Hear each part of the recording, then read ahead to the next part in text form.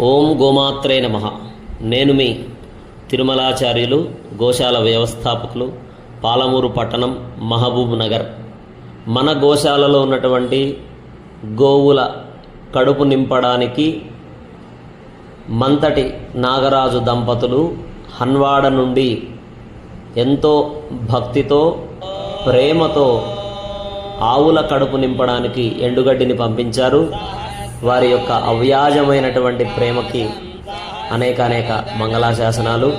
ముక్కోటి దేవతల అనుగ్రహం, పితృదేవతల అనుగ్రహం వారిపై ఎల్లవేళలా ఉండుగాక అని వారిని ఆశీర్వదిస్తూ, గోమాతలని, ముక్కోటి దేవతలని ప్రార్థిస్తూ శతమానం భవతి.